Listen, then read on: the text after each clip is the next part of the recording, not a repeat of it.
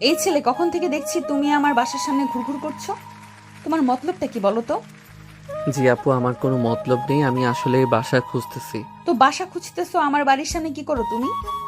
আসলে এই বাসার সামনে দেখলাম সাইনবোর্ড টানানো, বাসা ভাড়া দেওয়া হবে, সেই জন্য আর কি।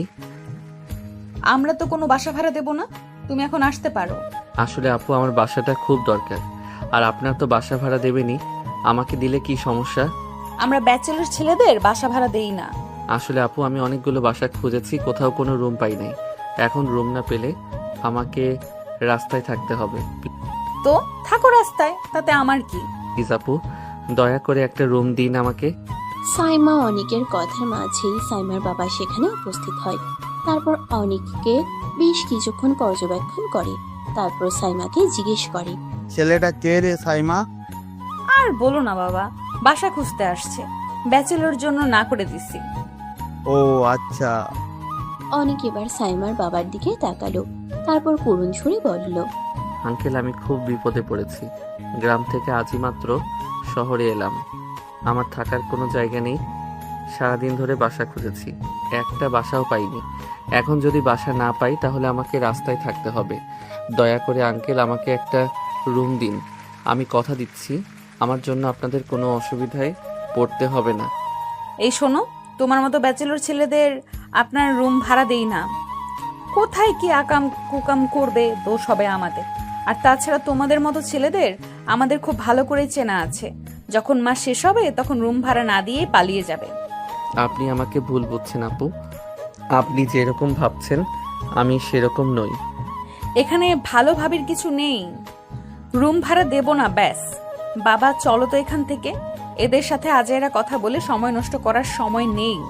সাইমার বাবা এবার ছেলেটার দিকে তাকালো। ছেলেটাকে বেশ ভদ্রই লাগছে তার কাছে। এক কথায় গ্রামের নিরীহ ছেলে যাকে বলে সেই রকম। আমার বাবার কেন যেন একটু মায়া হলো। বিশ্বাস করতে ইচ্ছে করলো ছেলেটাকে।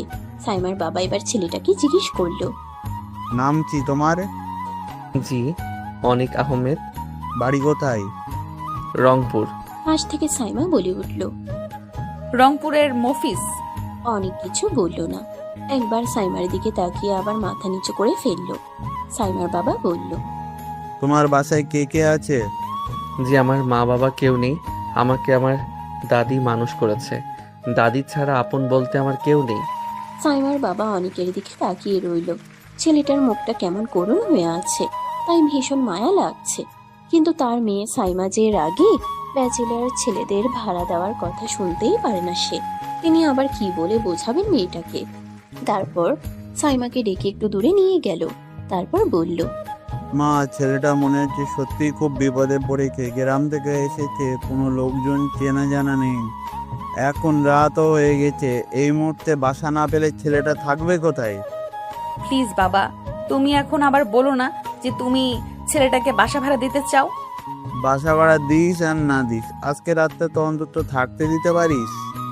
তোমার যা খুশি করো, পরে বিপদে পড়লে আমাকে আবার বলতে এসো না। মানুষকে উপকার করলে যদি বিপদে পড়তে হয়, তাহলে না হয় একটু বিপদেই পড়লাম। সাইমা বাসার মধ্যে চলে গেল। সাইমার বাবা অনেককে বলল, আসো বাবা, আজ রাতটা অন্তত থাকো, তারপর যদি আমার মেয়ে চায় তাহলে থাকতে পারবে, না হলে আমি কিছু করতে পারবো না বাবা।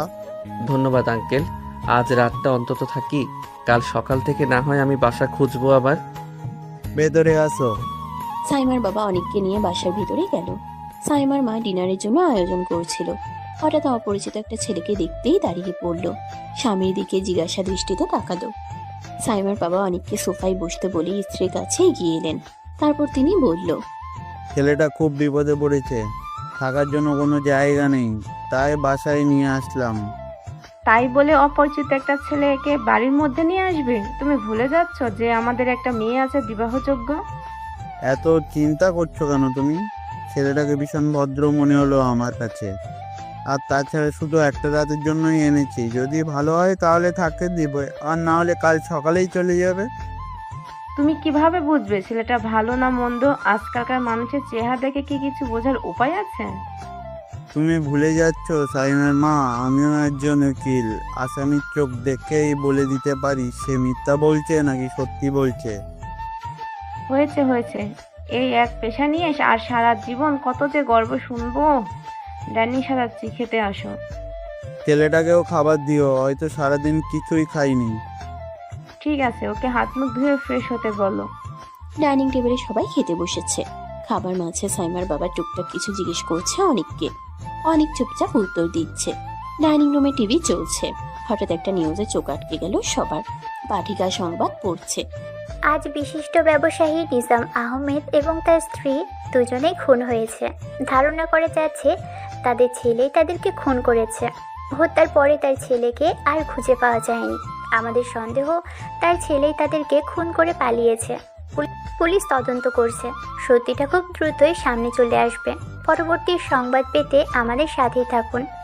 নিউজ দেখে সবাই হতভম্ব হয়ে গেল। অনেকের চোখে এক অজানা ভয় দেখা গেল। সে আর চোখে এদিক সেদিক তাকাতে লাগলো। সাইমা তীক্ষ্ণ চোখে অনেকের দিকে তাকিয়ে আছে। অনেক চুপচাপ খাওয়ায় মনোযোগ দিল। সাইমার বাবা বলল, কি সাংঘাতিক খবর! একটা ছেলে কি করে পারে তার বাবা মাকে খুন করতে, যারা জন্মের পর থেকে তাকে লালন পালন করেছে? একবারও কি হাত কাঁপলো না? অনেক খাচ্ছে ঠিকই, কিন্তু তার হাতটা কেঁপে উঠছে। সাইমা সেদিকে লক্ষ্য করে বলল, এই ছেলে, তোমার হাত কাঁপছে কেন? তুমি আবার খুন করে পালিয়ে আসোনি তো? কি কি যা তা বলছেন আপু? আমি কেন খুন করতে যাব? আর আমার বাড়ি তো গ্রামে, এটাতেই শহরের খবর। তোমার চোখে আমি অজানা ভয় দেখতে পাচ্ছি। সত্যি করে বলো, তুমি এই ছেলেটা নয় তো? আহ সাইমা, কি হচ্ছে এটা? কি ছেলেটা ঠিকঠাক করে খেতে দাও। তোমার জন্য ছেলেটা ভয়ে খেতেও পাচ্ছে না। বাবা, আমি আগেই বলে রাখছি, ছেলেটার মধ্যে নিশ্চয়ই কোনো ঘাপলা আছে। খবরটা দেখার পরই ওর মুখটা কেমন শুকিয়ে গেছে। আমার তো মনে হচ্ছে ওই খুনি। তোমার এই সন্দেহবাদী কবে যাবে বলো তো? ছেলেটা গ্রাম থেকে এসেছে, ওর সাথে এরকম ব্যবহার না করলেও নয়। তুমি থাকো তোমার বিশ্বাস নিয়ে। যখন বড় ঝামেলায় পড়বে তখন বুঝবে। আমি উকিল সাইমা, আমাকে মানুষ চেনাতে এসো না। তোমরা যত না বয়স হয়েছে তার দ্বিগুণ কেসে আমি জয়ী হয়েছি। শুধুমাত্র চোখ দেখেই বলে দিতে পারি সে কেমন। নিশ্চিন্তে গিয়ে ঘুমিয়ে পড়ো। সাইমা খাওয়া শেষ করে রুমে চলে গেল। তার বাবার এই এক সমস্যা, কেউ যদি দুটো দুঃখের কথা বলে তার বাবার মন এক সেকেন্ডে গলে যায়।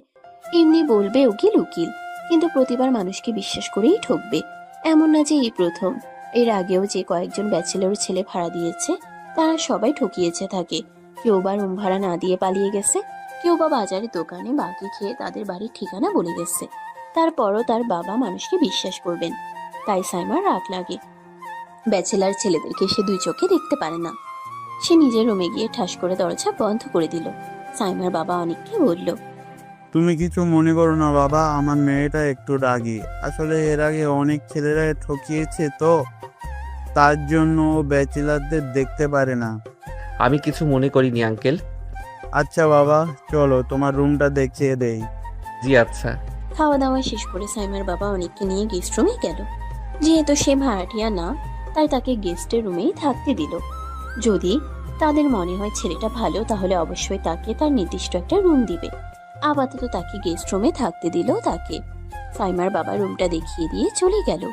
অনেক রুমে প্রবেশ করে দরজা আটকে দিল। তারপর বিছানায় গিয়ে বসে একটা দীর্ঘশ্বাস ফেললো। তারপর বিছানায় শুয়ে পড়লো। পকেট থেকে ফোনটা বের করলো। তারপর কাউকে একটা ফোন লাগালো। কয়েকবার রিং হতেই কেউ একজন ওপাশ থেকে ফোন রিসিভ করলো। অনেক বলল, আঙ্কেল, এখানে থাকা তো খুব রিস্ক হয়ে যাবে। এখানে তুমি নিরাপদেই থাকবে বাবা। উকিলের বাড়িতে কেউ তোমাকে সন্দেহ করবে না। কি বলছেন আঙ্কেল? সন্দেহ করবে না আবার? উনার যে মেয়ে আছে সে তো এক নাম্বারের গোয়েন্দা। নিউজ দেখি বলে কি না আমি খুনি। আরে বাবা, নার্ভাস হইও না। সাইমা একটু রাগী, কিন্তু মেয়েটা বড্ড ভালো। কয়েকদিন মিশে দেখো, ভালো বন্ধু হয়ে যাবে। মিশবো কিভাবে আঙ্কেল? সকালেই তো আমাকে এখান থেকে চলে যেতে হবে। এখান থেকে মোটেও যাওয়া যাবে না। কিভাবে থাকবে সেটা তুমিই ভালো জানো, কিন্তু এর থেকে ভালো নিরাপদ জায়গা আমি তোমাকে দিতে পারবো না। তাই তুমিই বুদ্ধি খাটাও কিভাবে এখানে থেকে যাবে। কিন্তু আঙ্কেল, তারা তো ব্যাচেলার ছেলে ভাড়াই দিতে চায় না, তাহলে আমি কিভাবে থাকবো? সেটা তুমি নিজের মাথা খাটিয়ে বের করো, কিন্তু মনে রাখো তোমাকে এখানেই থাকতে হবে। জি আঙ্কেল, আমি চেষ্টা করছি। অনেক ফোনটা রেখে দিল। তারপর ভাবতে লাগলো কি করা যায়। মধ্যরাতে কিছু একটা শব্দে ঘুম ভেঙে গেল অনেকের। সে বুঝতে পারলো কিছু একটা হচ্ছে, কি হচ্ছে সে বুঝতে পারলো না। এত রাতে শব্দই বা কিসের? এত রাতে তো সবারই ঘুমিয়ে যাওয়ার কথা। শব্দটা একটু অদ্ভুত শোনালো, মনে হচ্ছে সবার অজানায় কিছু একটা ঘটছে। অনেক আস্তে আস্তে উঠে বসলো। তার মনে হলো বাইরে গিয়ে দেখা দরকার কি হচ্ছে। সে আস্তে আস্তে দরজাটা খুললো। সে দেখতে পেল কয়েকজন মুখোশধারী লোককে। অনেক বুঝতে পারলো এরা নিশ্চয়ই ডাকাত, না হলে অন্য কোনো উদ্দেশ্যে এসেছে। অনেক বুঝতে পারলো এই বাড়ির মালিক যেহেতু উকিল, সেহেতু তার নানা শত্রু থাকতেই পারে। সে আস্তে আস্তে পা টিপে বাইরে গেল। তারপর হঠাৎ চিৎকার শুরু করলো। অনেকের হঠাৎ চিৎকারে লোকগুলো হতভম্ব হয়ে গেল। অনেকের চিৎকারে বাড়ির সবার ঘুম ভেঙে গেল। সবাই তাড়াহুড়ো করে নিচে এলো। ডাইনিং রুমে মুখোশধারী লোকগুলো দেখে সবাই আঁতকে উঠল। সাইমার বাবা বলল, এই তোমরা কারা? বাড়ির মধ্যে কি করছো? একটা লোক এগিয়ে গেল, সাইমার বাবার গলায় চাকু ধরলো। সবাই আঁতকে উঠল। লোকটা সাইমার বাবাকে বলল, আমার ভাইকে কাল ছেড়ে দেবে, না হলে তোর খবর আছে। কে তোমার ভাই? তুই যার বিরুদ্ধে কেস লড়ছিস সে কালামানিক। কখনো না, একজন সন্ত্রাসী, আর আমি একজন উকিল হয়ে কিছুতেই সন্ত্রাসীকে ছেড়ে দিতে পারবো না। তাহলে আজ তোর চোখের সামনে তোর পরিবারের সবার মৃত্যু দেখবি। তুই যা পারিস করে নে, কিন্তু আমাকে দিয়ে কোনো অন্যায় কাজ করাতে পারবি না। লোকটা আরো কিছু বলতে চাচ্ছিল, কিন্তু তার আগে একটা লাঠি ঝড়ের বেগে এসে তার কপালে লাগলো। লোকটা ছিটকে সরে গেল দূরে। এই সুযোগে অনেক তাকে মারতে লাগলো। আরো লোকগুলো দ্রুত এগিয়ে আসলো। অনেক তাদের সবাইকে মারতে লাগলো। সাইমা দ্রুত পুলিশকে কল দিল। তাদের বাসা যেহেতু থানার কাছেই, সেহেতু পুলিশ 10 মিনিটের মধ্যেই চলে আসলো। পুলিশ আসতেই অনেক কিছুটা পিছিয়ে একটু আড়ালে উঠে গেল। সাইমার বাবা লোকগুলোকে ধরিয়ে দিল। পুলিশ তাদেরকে মারতে মারতে নিয়ে চলে গেল। পুলিশ যেতেই অনেক বাইরে আসলো। কেউ সেটা লক্ষ্য করলো না। সাইমার বাবা অনেকের কাছে আসলো, তারপর বলল, তোমাকে যে কি বলে ধন্যবাদ দিব বাবা, আজ তুমি না থাকলে হয়তো কাল সকালেই হেডলাইন হতাম আমরা সবাই। কি যে বলেন আঙ্কেল, এটা আমার দায়িত্ব। দেখলে সাইমা, আমি মানুষ চিনতে মোটেও ভুল করিনি। সাইমা কিছু বলল না, তীক্ষ্ণ চোখে অনেককে দেখতে লাগলো। তারপর বাবাকে রুমে যেতে বলে সে নিজেও চলে গেল রুমে। সাইমার বাবা অনেককে গিয়ে ঘুমাতে বলল।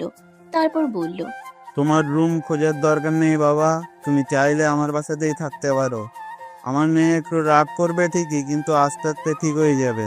ধন্যবাদ আঙ্কেল, আপনি যে আমার কত বড় উপকার করলেন বলে বোঝাতে পারবো না। আমি আর তোমার কি উপকার করলাম বাবা? তুমি নিজেই আমাদের এত বড় ঋণী করে দিলে। চাইলেও তোমার ঋণ কখনো শোধ করতে পারবো না।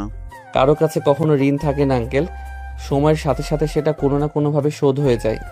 তুমি ঠিক বলেছো বাবা, যদি এমন কোনো দিন আসে আমি তোমার ঋণ শোধ করতে চেষ্টা করব। সেটা যে কোনো জিনিসের বিনিময়ে হোক না কেন। ঠিক আছে আঙ্কেল, এবার ঘুমাতে যান, অনেক রাত হয়েছে। সাইমার বাবা রুমের দিকে চলে গেল। সাইমার মা এতক্ষণ দাঁড়িয়ে দাঁড়িয়ে সব দেখছিলেন। এতক্ষণে একটা কথাও বলেনি তিনি। প্রথম দিকে ভয়ে সে কথা বলতে পারেনি, কিন্তু পরে অনেকের ব্যবহারে তিনি মুগ্ধ হয়ে গেছেন। তার স্বামী ঠিকই বলেছে, ছেলেটা আসলেই খুব ভদ্র আর অনেক বিনয়ী। তিনিও স্বামীর পিছন পিছন রুমে চলে গেলেন। অনেক দাঁড়িয়ে ভাবতে লাগলো, থাকার তো একটা ব্যবস্থা হলো, এবার কিছু একটা কাজ ম্যানেজ করতে হবে, তাহলে চলবো কিভাবে? সাইমা খুব ভোরে উঠে বাগানে পানি দিচ্ছে। তার অভ্যাস সকালবেলা উঠে এসে ফুল গাছগুলোতে পানি দিবে। এর মাঝে সে অনেককে দেখতে পেল, ব্যালকনিতে দাঁড়িয়ে আছে। সাইমা ডেকে বলল, কি ব্যাপার, তুমি এখনো যাওনি কেন? আঙ্কেল তো আমাকে থাকতে বলেছে। থাকতে বলছি মানে আঙ্কেল আমাকে বাসা ভাড়া দিয়েছে। এই কথা শুনে সাইমার মেজাজ গরম হয়ে গেল। তার বাবা আবার এই ছেলেটাকে থাকতে দিচ্ছে? পানি দেওয়া বাদ দিয়ে তাড়াতাড়ি বাসার ভেতর চলে আসলো। সাইমার বাবা পত্রিকা পড়ছিলেন। সাইমা এসে তার কাছে দাঁড়ালো। তারপর একটু রাগী কণ্ঠে বলল, বাবা, তুমি নাকি ছেলেটাকে বাসা ভাড়া দিয়েছো? হ্যাঁ দিয়েছি, কিন্তু কেন? কেন মানে? তুমি জানো না আমি কেন বারণ করি ব্যাচেলর ছেলে বাসা ভাড়া দিতে? এতবার ঠকেও দেখে তোমার শিক্ষা হয়নি। তুমি অন্য সবার সাথে একে গুলিয়ে ফেলেছো। কাল আমাদের এত বড় একটা উপকার করলো, তারপরেও তুমি কেন ওকে বিশ্বাস করতে পারছো না? এই সামান্য একটা কারণে আমি তাকে বিশ্বাস করতে পারবো না বাবা। কোনটাকে তুমি সামান্য বলছো সাইমা? ছেলেটা না থাকলে হয়তো আমরা সবাই কাল মারা যেতাম। ছেলেটা আমাদের প্রাণে বাঁচিয়েছে। তার কাছে তো আমাদের কৃতজ্ঞ থাকা উচিত। আমি শুধু সামান্য একটু উপকার করে তার প্রতিদান দিতে চাইছি। বিশ্বাস ভালো বাবা, কিন্তু বেশি বিশ্বাস কিন্তু ভালো না। বিশ্বাসযোগ্য মানুষকেই আমি বিশ্বাস করি, প্রতারককে নয়। ওদের কথার মাঝে অনেক ফ্রেশ হয়ে নিচে নেমে আসলো। সাইমার বাবা সেদিকে তাকালো, তারপর হাসি মুখে বলল, এত সকাল সকাল কোথায় যাচ্ছ বাবা? জি আঙ্কেল, একটা চাকরি খুঁজতে। আসলে শহরে থাকতে গেলে তো কিছু খরচ আছে, বসে থাকলে তো সে খরচগুলো জোটানো সম্ভব হবে না। ও আচ্ছা, ঠিক আছে বাবা, দেখো চাকরি পাও কিনা। জি আঙ্কেল, আসি তবে। এই বলে অনেক বেরিয়ে গেল বাসা থেকে। সাইমা এতক্ষণ তীক্ষ্ণ দৃষ্টিতে পর্যবেক্ষণ করছিল। এই ছেলেটাকে তার কেন যেন সুবিধার মনে হয় না। মনে হয় কথার মধ্যে অনেক কিছু লুকিয়ে আছে, যা সে কাউকে জানতে দিতে চায় না। সাইমা চলে গেল উপরে। তারপর সে ফ্রেশ হয়ে আসলো। সে একটা ভালো কোম্পানিতে জব করে। একেবারে রেডি হয়েছে, নিচে নেমেছে। তার মাকে বলল খাবার দিতে। তার মা তার জন্য খাবার নিয়ে আসলো। সে হালকা পাতলা কিছু খাবার খেয়ে বেরিয়ে পড়লো অফিসের উদ্দেশ্যে। রাতে যখন সাইমা বাড়িতে ফিরছিল, অনেকে গেটের সামনে দাঁড়িয়ে থাকতে দেখলো। সে জিজ্ঞেস করলো, কি ব্যাপার, তুমি এখানে দাঁড়িয়ে আছো কেন? না আপু, আসলে দাঁড়িয়ে নেই। আমিও মাত্রই বাইরে থেকে আসলাম, বাসার ভিতরে ঢুকছি মাত্র। ও আচ্ছা, তো তোমার চাকরির কি হলো? জি আপু, আপাতত একটা চাকরি পেয়েছি, এটা দিয়েই কোনো রকম চলে যেতে পারলেই হবে। তা কোথায় চাকরি পেয়েছো? জি, খান গ্রুপ অফ ইন্ডাস্ট্রি। আমিও তো ওখানেই চাকরি করি। কি পোস্ট তোমার? জি, সাধারণ একজন কর্মচারী। ও আচ্ছা। এই বলে সাইমা বাসার ভিতরে চলে গেল। অনিকের হাতে কেউ একটা কিছু দিল। তারপর অনিকও ভেতরে চলে গেল। ডাইনিং রুমে যেতেই সাইমার মা অনিককে ডাক দিল। এসো বাবা, কিছু খেয়ে নাও। না আন্টি, আমি বাইরে থেকে খেয়ে এসেছি। ও মা, সে কি? বাইরে কেন খেতে যাবে? যে কয়দিন নিজের কিছু ব্যবস্থা করতে না পারো, আমাদের এখানেই তো খেতে পারো। না আন্টি, সমস্যা নেই, আমি একটা চাকরি পেয়েছি, আপাতত নিজের খরচটা চালাতে পারলেই হবে। আলহামদুলিল্লাহ, শুনে খুশি হলাম বাবা। ধন্যবাদ আন্টি, দোয়া করবেন। আমি রুমে যাই তাহলে। আচ্ছা বাবা, ঠিক আছে। অনিক নিজের ঘরে চলে গেল। তাকে এখন একটা রুমে থাকতে দেওয়া হয়েছে।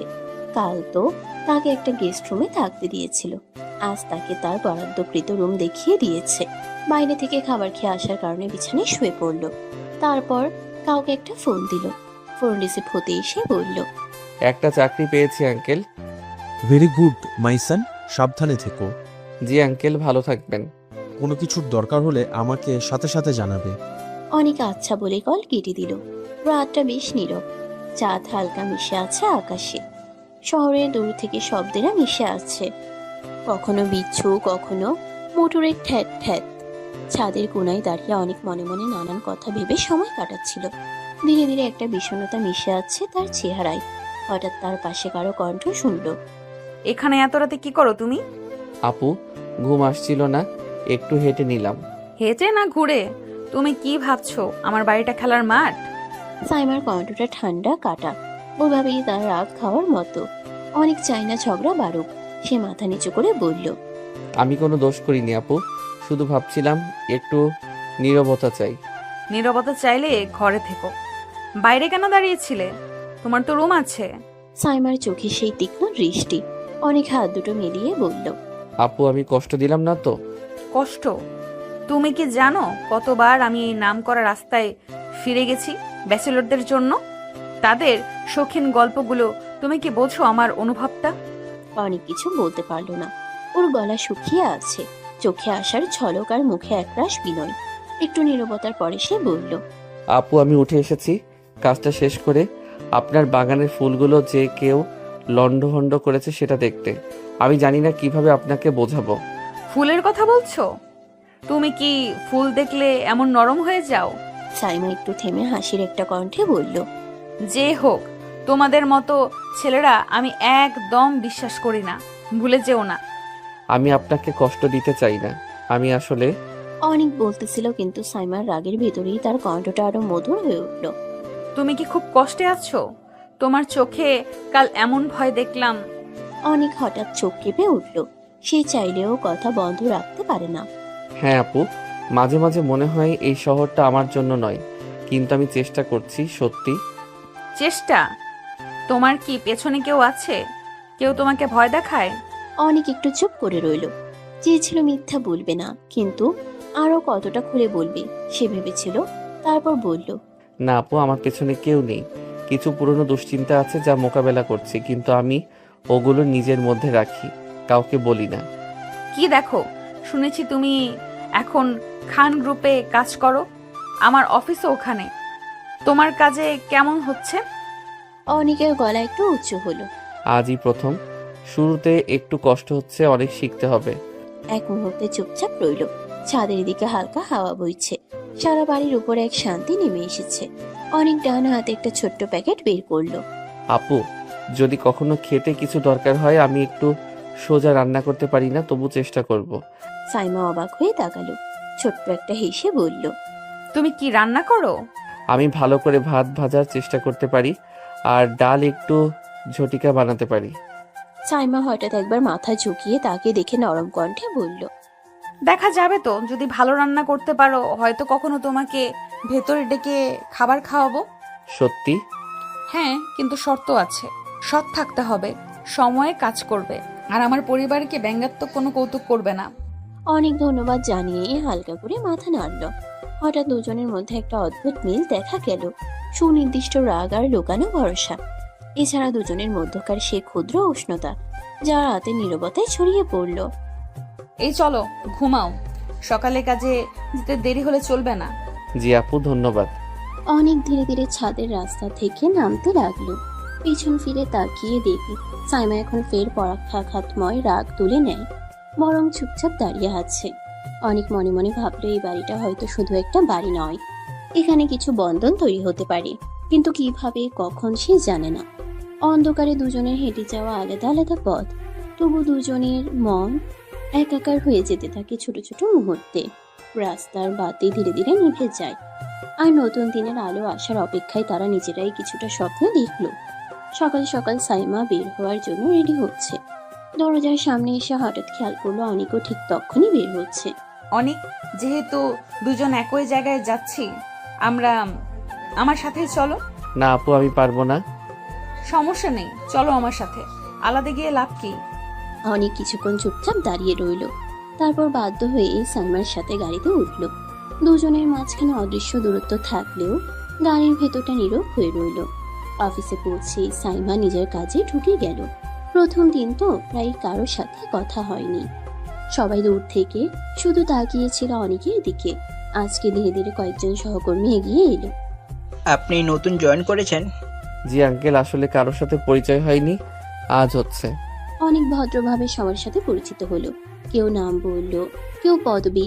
ধীরে ধীরে সবার সাথে আনুষ্ঠানিক পরিচয় সম্পন্ন হলো।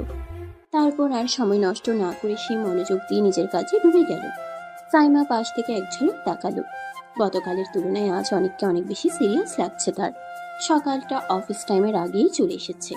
অফিসের ভেতরে হালকা খটকা, কম্পিউটারের মৃদু আওয়াজ, কফি মেশিনের কিচিরমিচির, সাইমার কক্ষে আলোর ঝলক। সে মেকআপ সামলে বসেই নোটবুক খুলে কাজ করছিল। তখন দরজার হালকা করা খট করে ধরে কেউ ঢুকলো। অনেক। সে দরজার কাছে একটু থমকে সাইমার দিকে তাকালো। আনিকা ঢুকো, তোমাকে আমিই ডেকে পাঠিয়েছি। জি আপু। অনেক চোখে একটা লাশ, লজ্জা আর মর্মর করে থাকা কৃতজ্ঞতা। সাইমা উঠে এসে কেবিনের সামনে দাঁড়ালেন। তার আগে ভঙ্গিটা আজ একটু নিয়ন্ত্রিত। তিনি চোখে চোখ রেখে বললেন, তুমি যতই আমার বাসার ভাড়াটিয়া হও, আমি কিন্তু কাউরে কাজে ছাড় দেই না। আমি রীতিমতো কাজের পরিবেশ চাই, কোনো রকম বিশেষ সুবিধা থাকবে না। তোমাকে কাজটা ভালো মতোই করতে হবে, না হলে কথা শুনতে হবে। আপু, আমি বুঝতেছি, আমি ওখানে খারাপ করব না, আমি সত্যিই চেষ্টা করব। এটা কেবল তোমার হবার কারণে নয়, অফিসে সবাই সমান, এখানে প্রপার ডিসিপ্লিন আছে। তুমি কাউকে বলে দিও না যে আমি তোমাকে বাড়িতে গৃহস্থলীর জন্য কভার দিয়েছি। অফিস আলাদা, বাসা আলাদা, সেটা মনে রেখো। সাইমার কথাগুলো হালকা কিন্তু কাটা। অনেকের কান গরম হয়ে গেল। সে দ্রুত মাথা নেড়ে সম্মতি জানালো। সাইমা একটু নরম গলায় যোগ করলেন, আর একটা কথা আছে, বাসায় তুমি আমাকে আপু বলতে পারো, সেটা ঠিক আছে, কিন্তু অফিস টাইমে আমাকে ম্যাডাম বলবে। এখানে সবাই আমাকে ম্যাডাম বলেই ডাকে, তুমিও তাই বলবে। জি আপু, অফিসে আমি আপনাকে ম্যাডাম বলবো। ঠিক আছে, আর তুমিও সবাইকে একটু সম্মান করবে। জুনিয়র্স সিনিয়র সবার সাথে সমান আচরণ করবে। বিশেষ কোনো আচরণ করলে মানুষ মনে করে তোমার কোনো প্রিভিলেজ আছে। আমি চাই না কেউ এমন ধারণা পায়। অনেক গভীর নিঃশ্বাস নিল। সে অনুভব করলো এখানে তাকে ব্যক্তিগত কারণে বেতনভোগী তালিকায় আলাদা করে দেখা হবে না। এটা তার জন্যও ভালো। সামনে সমস্যার হাত না বাড়ে।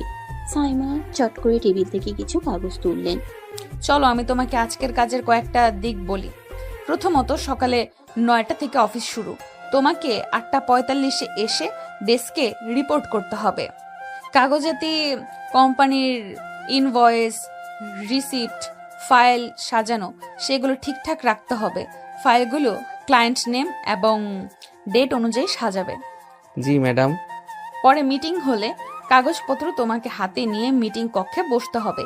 কপি ও নোটস ঠিকঠাক মতো রাখতে হবে। ইমেল চেক করে আমাকে বলবে। যদি কোনো গুরুত্বপূর্ণ কল আসে, শান্ত কণ্ঠে নোট নিবে আর প্রয়োজনে আমাকে জানাবে। সাইমা মাথা মুহূর্তে একটি টেবিলে ইন্ডেক্স কার্ড ধরিয়ে দিলেন। তার চোখে আজ একরাশ বোঝাপড়া, কঠোর কিন্তু ন্যায্য। অনেক মনে মনে সব নোট করে নিচ্ছিল। সাইমার কণ্ঠ আবার কড়া হয়ে উঠল। আর একটা, ব্যক্তিগত ফোন অফিস টাইমে ব্যবহার করবা না। বাইরের ফোনটা মার্জিনাল কাজে লাগবে না। তাছাড়া বাসায় কি হচ্ছে ওটা এখানে নিয়ে আসবে না। তুমি যদি কাউকে জিজ্ঞাসা করো বা গোপনীয়তা ভাঙো, তবে তোমার উপর কড়া ব্যবস্থা নেওয়া হবে। বুঝেছি ম্যাডাম, আমি সাবধানে থাকবো। সাইমা কিছুক্ষণ ভার চোখে কঠোরতা মিশিয়ে মৃদু করে বললেন, খেয়াল রাখবে, আমি কখনো কাউকে সহজে ছাড়ি না। যদি তুমি খারাপ করো, তোমাকে প্রথমেই আমি গাইড করব। ফিরেও না দিলে আমি ব্যবস্থা নিব। তবে তুমি যদি সৎভাবে কাজ করো, তোমাকে কেউ ছোট ভাববে না। তুমি নিজের কাজ করে যাও। অনেকের হাত পেয়ে কাঁপছিল। সে কাঁপা হাতে কাগজগুলো নেওয়ায় সাইমা একটু নরম হলেন। কোনো উপায়ে তাকে শক্ত করে না, বরং সঠিক পথে রাখার চেষ্টা করলেন। তিনি একটু হেসে বললেন, আজকে তোমার প্রথম কাজ ডেস্কের নিচের ক্যাবিনেট থেকে 10টা ফাইল নিয়ে আসো। এরপর অর্গানাইজ করে আর্কাইভ তৈরি করো। দুপুরের আগে মিটিং রুমটা সাজিয়ে রাখো। বুঝলাম? জি ম্যাডাম, বুঝেছি। আমি সোজা কাজ শুরু করছি। সাইমা কাগজগুলো টেবিলে রেখে কপাটটা লাগালেন। তাদের কথা শেষ হতেই অনেক দ্রুত উঠে গেল।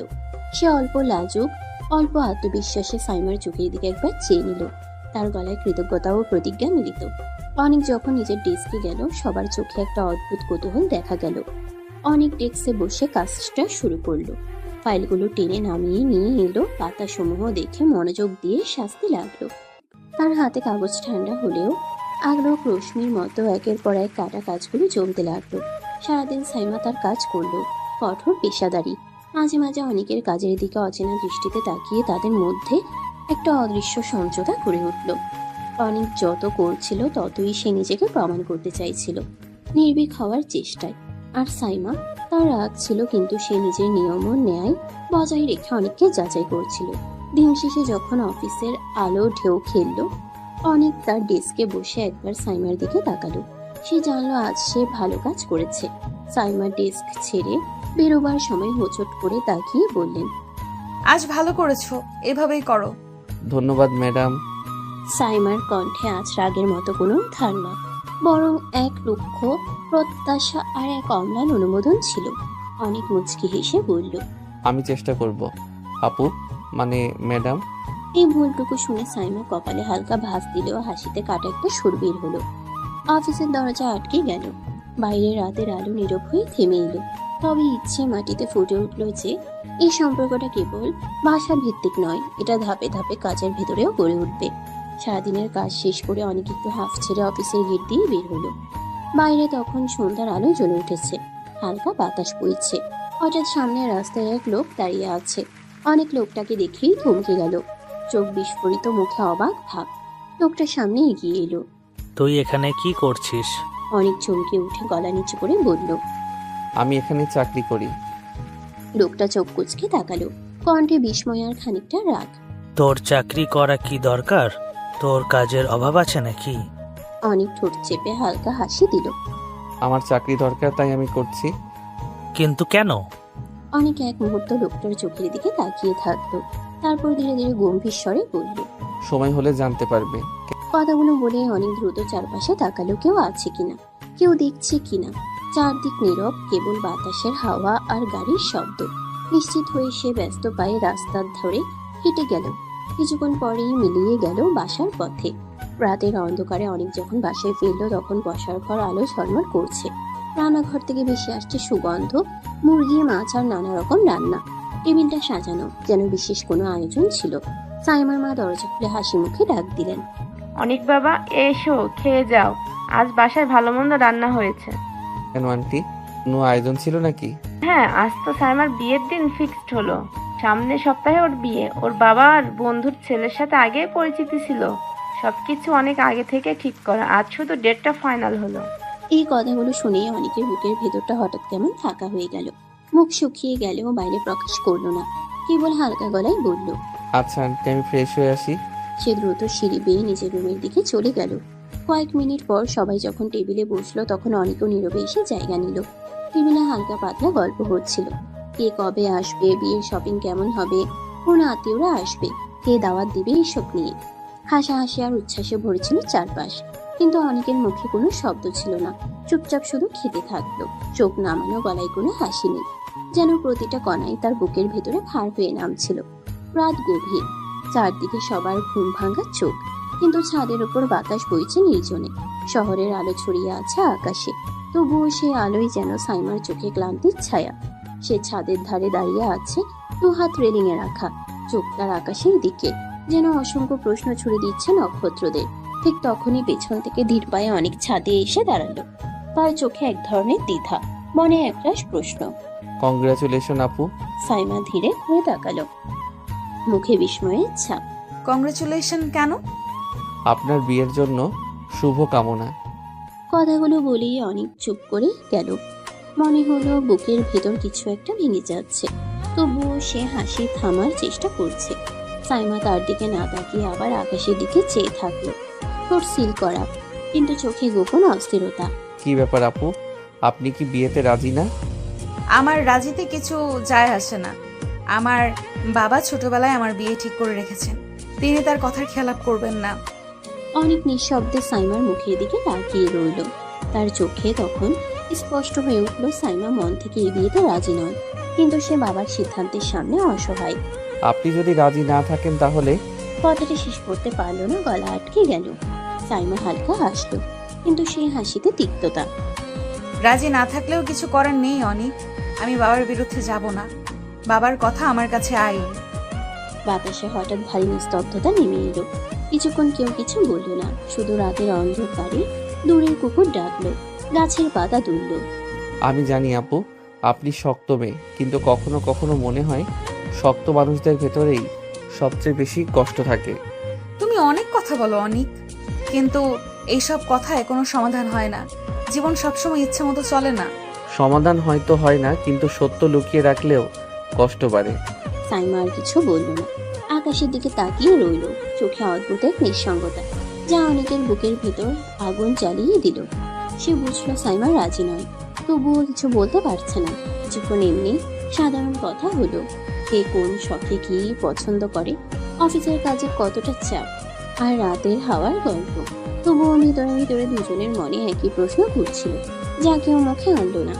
রাত আরো গভীর হলো, ছাদের বাতাস কেমন ঠান্ডা হয়ে উঠলো। দুজন একে অপরের পাশে দাঁড়িয়ে থাকলো, কিন্তু দুজনের মাঝখানে এক অদৃশ্য দেয়াল যেন শক্ত হয়ে দাঁড়িয়ে রইল। সাইমা অনেকের সঙ্গে ছাদে কিছুক্ষণ কথোপকথনের পর চুপচাপ নেমে যাওয়ার জন্য পা বাড়ায়। রাতের হালকা বাতাসে অন্যার আচরণ উড়ে যাচ্ছিল। চাঁদের আলোয় তার রাগে অথচ উদাস চোখগুলো আরো স্পষ্ট দেখাচ্ছিল। কিন্তু হঠাৎই আহ! ব্যথায় হালকা চিৎকার দিয়ে মাটিতে বসে পড়ে পা ধরে। অনেক দ্রুত দৌড়ে এসে নিচু হয়ে তাকায়। আপু, কি হলো আপনার? পা মচকেছে মনে হয়, হাঁটতে পারছি না। অনেক এক মুহূর্ত দেরি না করে তাকে জড়িয়ে ধরে কোলে তুলে নেয়। এ কি করছো তুমি? আমাকে নামাও এখনই। না আপু, নামানো যাবে না। আপনি হাঁটতে পারবেন না। আমার চোখের সামনে আপনাকে কষ্ট করতে দেব না। আমি আপনাকে ঘরে পৌঁছে দিয়ে আসছি। তুমি আমার কথা শুনছো না? নামাও বলছি। আপনি যতই রাগ করুন না কেন, আজ আমার কথা শুনতেই হবে। সাইমার আগে আর লজ্জায় গুম হয়ে যায়, মুখে কিছু বলে না, শুধু বুক ধরফর করতে থাকে। ছাদ থেকে নামার সময় অনেকের বুকের ধাক্কা, তার কোলের ভর, সবকিছু সাইমার ভেতরে অদ্ভুত এক ঝড় তুলছিল। অনেক ধীরে ধীরে তাকে তার রুমে নিয়ে আসে। বিছানায় আলতো করে শুয়ে দিতে গিয়েই হঠাৎ অনেকের ঠোঁটের সঙ্গে সাইমার ঠোঁট লেগে যায়। মুহূর্তেই এক মুহূর্তের জন্য জমে যায়। সাইমার বুক ধরফর করতে থাকে, চোখ বড় হয়ে যায়। সাইমা হঠাৎ ধাক্কা দিয়ে উঠে রেগে যায়। তুমি এমন বেয়াদবের সাহস কোথায় পাও? সরি আপু, আমি ইচ্ছা করে করিনি, সত্যি। চুপ, একদম চুপ। আর একটা শব্দ বের হলে দেখে নেবে তুমি। অনেক মাথা নিচু করে দ্রুত ঘর থেকে বের হয়ে যায়। দরজা বন্ধ হতেই সাইমা বিছানায় বসে হাঁপাতে থাকে। ঠোঁট দুটো কাঁপছে, বুকের ভেতর হু হু করছে। নিজের মনে ফিসফিস করে, এভাবে কেন হলো? আমি এতটা নার্ভাস হচ্ছি কেন? একটা ছেলে কেন বারবার আমাকে অস্বস্তিতে ফেলে দিচ্ছে? চোখ বন্ধ করে কপালে হাত দিয়ে শুয়ে পড়ে সাইমা। অথচ তার ভেতরে দ্বন্দ্ব ক্রমেই তীব্র হয়ে উঠছে। রাগ, লজ্জা, নাকি অজানা এক অনুভূতি যা সে নিজেও বুঝতে পারছে না। অনেক নিজের রুমে ঢুকে দরজাটা বন্ধ করে দেয়। মুখ লাল হয়ে আছে, বুক ধরফর করছে অস্বাভাবিকভাবে। অনেক নিজের রুমে হাঁপাতে হাঁপাতে বলে, এ কি হলো আমার সঙ্গে? আমি কেন এভাবে কাঁপছি? শরীর কেন এত উত্তেজিত হয়ে উঠছে? সে বিছানায় বসে পড়ে, কপালে হাত দিয়ে শ্বাস নিতে থাকে। আপুর ঠোঁটের সাথে আমার ঠোঁট, এটা তো ভুল ছিল, একটা অ্যাক্সিডেন্ট। কিন্তু কেন বারবার মনে হচ্ছে, কেন আমি চোখ বন্ধ করলেই ওই দৃশ্যটা ভেসে উঠছে? সে হাত দিয়ে বুক চেপে ধরে। না না, এটা ঠিক না। উনি তো আমার সিনিয়র, আমার আপু। আমি ওনার প্রতি এভাবে ভাবতে পারি না। তবুও কেন যেন বুকের ভিতর কেমন টান অনুভব করছি। কেন মনে হচ্ছে ওনাকে হারিয়ে ফেললে আমি ভেঙে পড়ব। একটু থেমে বিছানায় শুয়ে ছাদের দিকে তাকিয়ে থাকে। সাইমা আপু খুব রাগী, কড়া, কঠিন মানুষ, কিন্তু ওর চোখের ভেতর আজকে আমি অন্যরকম কিছু দেখলাম। কি যেন এক ব্যথা, এক অজানা কষ্ট। হয়তো উনি বাইরে রাগী ঢেকে রাখেন, কিন্তু ভেতরে উনি একা, ভীষণ একা। আমি কি ওনাকে ভালোবেসে ফেলেছি? না না, এ হতে পারে না। তবুও মনে হচ্ছে আমি ওনার থেকে দূরে থাকতে পারবো না। অনেক বিছানায় উল্টে পাল্টে ঘুমানোর চেষ্টা করে, কিন্তু চোখ বন্ধ করলেই সাইমার মুখ, তার ঠোঁট, তার সেই রাগী দৃষ্টি বারবার ভেসে ওঠে। সকালটা যেন ভারী হয়েছিল দুজনের জন্য। ছাদের রাতের ঘটনাটা সাইমা যতটা চেপে রাখতে চাইছে, ভেতরে ততটাই অস্থির লাগছে। অন্যদিকে অনেক পুরো রাত ঘুমোতে পারেনি। মাথার ভেতর কেবল সাইমার মুখ ঘুরপাক খাচ্ছে। সকালে ডাইনিং এ একে অপরকে এক ঝলক দেখলেও কেউ কিছু বলল না। সাইমা গম্ভীর মুখে উঠে পড়ল। সাইমা গাড়িতে উঠে জানালার বাইরে তাকিয়ে থাকে। অনেক ইচ্ছে করেও আর একই গাড়িতে ওঠার সাহস করে না। দুজনেই চুপচাপ আলাদা আলাদা ভাবে অফিসে পৌঁছে যায়। সাইমা রিসেপশনে ঢুকেই অনেককে এক ঝলক দেখলো, কিন্তু একদম না দেখার ভান করে সোজা নিজের কেবিনে ঢুকে গেল। মুখে কঠোর ভাব যেন কিছু হয়নি। অনেকও চুপচাপ নিজের ডেস্কে বসে কম্পিউটার অন করলো। ফাইল খুলে মন দেওয়ার চেষ্টা করছে, কিন্তু মাথায় সব এলোমেলো। মাঝে মাঝে চোখ সাইমার কেবিনের দিকে চলে যাচ্ছে, কিন্তু সে কিছুই বুঝতে দিচ্ছে না। একটু পরে সাইমা পিয়েকে ডাকলো। এই ফাইলগুলো অনেককে দিয়ে আসো, বলো যেন ও ঠিক করে দেখে দেয়। পিয়ে ফাইল নিয়ে অনেকের কাছে গেল। অনেক ফাইল হাতে নিল। ভেতরে ভেতরে বুঝতে পারলো সাইমা ইচ্ছে করে সরাসরি তার সাথে কথা বলছে না। আপু ইচ্ছে করে এড়িয়ে যাচ্ছে, মানে উনিও ঘটনাটা ভুলতে পারছেন না। সে দীর্ঘশ্বাস ফেলে ফাইল খুলে কাজে মন দিল। অফিসের ভেতরে চারদিকে সবার কাজের ব্যস্ততা। সাইমা তখনও নিজের কেবিনে ডুবে আছে, আর অনেক মাথা নিচু করে ফাইলে চোখ রাখলেও মনে আসলেই কাজ জমছে না। হঠাৎ অনেকের ফোন ভাইব্রেট করতে শুরু করলো। স্ক্রিনের নাম ভেসে উঠল রফিক আঙ্কেল। অনেক চমকে উঠল। চারপাশে তাকিয়ে নিশ্চিত হলো কেউ লক্ষ্য করছে না। তারপর আস্তে করে করিডোরের এক কোণে গিয়ে কল রিসিভ করলো। হ্যালো অনিক, সব ঠিক আছে তো? কেউ কিছু বুঝতে পারিনি তো? না আঙ্কেল, চিন্তা করবেন না, কেউ কিছু বুঝতে পারিনি, আমি সেভ আছি। রফিক আঙ্কেল একটু স্বস্তির নিঃশ্বাস ফেলে বললেন, ঠিক আছে, সাবধানে থেকো, একটুও ভুল করা যাবে না। জি আঙ্কেল, আমি খেয়াল রাখবো। কলটা শেষ হতেই অনেক ফোনটা পকেটে ঢুকিয়ে নিল। গলার শুকনো ভাবটা মুছে জল খেয়ে নিল এক চুমুক। এক মুহূর্তের জন্য তার চোখে কেমন অদ্ভুত দৃঢ়তা ফুটে উঠল, কিন্তু পরের সেকেন্ডেই আবার নিজেকে গুছিয়ে স্বাভাবিক ভঙ্গিতে ডেস্কে ফিরে গেল। ফাইল খুলে কাজ করতে লাগলো যেন কিছুই হয়নি, কিন্তু ভেতরে ভেতরে অনেক জানে সে যে মুখোশ পরে আছে সেটার আড়ালে এমন কিছু লুকিয়ে আছে যা কেউ আন্দাজ করতে পারবে না। রাতের ডিনার টেবিলে সবাই বসে আছে। বাতাসে হালকা অন্ধকার, আর সেদিনের খাবারের গন্ধে ঘরটা ভরা।